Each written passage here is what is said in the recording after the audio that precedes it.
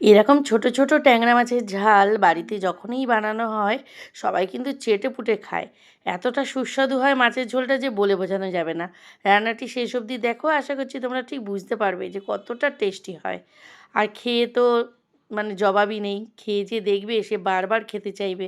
এত সুন্দর মাছের ঝাল বানানোর জন্য আজকে বাজার থেকে দেশি ট্যাংরা মাছ আনা হয়েছিল, একদম ছোট ছোট ডোরা কাটা যে ট্যাংরা মাছগুলো, সেই মাছ বাজার থেকে এনে ভালো করে কেটে ধুয়ে পরিষ্কার করে নেওয়া হয়েছে।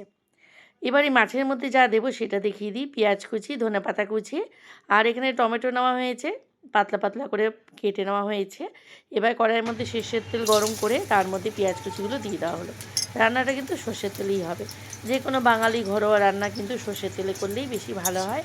আর আমাদের বাড়িতে বেশিরভাগ রান্নাই কিন্তু সর্ষের তেলে হয়। তো দেখো, পেঁয়াজটা হালকা করে যখন ভাজা ভাজা হয়ে যাবে, তার বেশি ভাজবো না, একদম একটু নরম সফট হয়েছে সেই সময় দিয়ে দেবো ট্যাংরা মাছগুলো।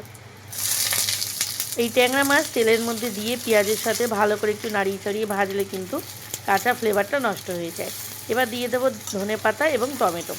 এবার 1 থেকে 1.5 মিনিট এইভাবে একটু হালকা করে ভেজে নিতে হবে, তাহলে কাঁচা গন্ধটাও নষ্ট হয়ে যাবে এবং খেতেও ভালো লাগবে। পরে কিন্তু বেশি নাড়াতেও হবে না। দিয়ে দিলাম হাফ টিস্পুন হলুদের গুঁড়ো, হাফ টিস্পুন লাল লঙ্কার গুঁড়ো। তোমরা চাইলে ঝালের পরিমাণ একটু বেশি দিতে পারো, চাইলে কয়েকটা কাঁচা লঙ্কাও দিতে পারো। দিয়ে দিলাম হাফ টিস্পুন জিরে গুঁড়ো, স্বাদ অনুযায়ী নুন। এবার কিন্তু 2 থেকে 3 মিনিট ধরে ভালো করে একটু কষিয়ে নিতে হবে।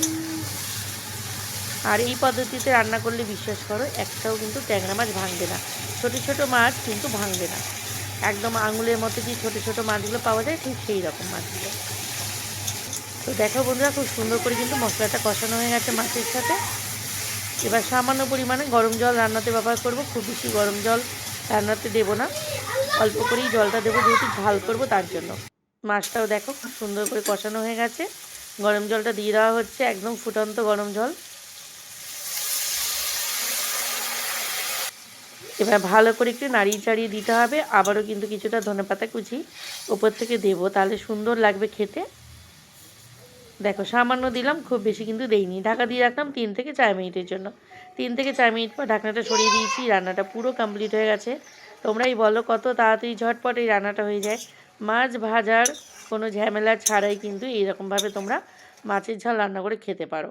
এখানে 500 গ্রাম মাছ আছে, কিন্তু বিশ্বাস করো 5 জন লোকের কিন্তু অনায়াসে হয়ে যাবে। খেতে ভীষণ ভালো লাগবে। আর দেখো, আমি বলেছিলাম না একটাও মাছ কিন্তু ভাঙবে না, একদম গোটা গোটা থাকবে। এবার একটা প্লেটের মধ্যে ঢেলে নেওয়া হচ্ছে। তো বন্ধুরা, তোমরাই বলো তোমাদের এই সুন্দর রেসিপিটা কেমন লাগলো।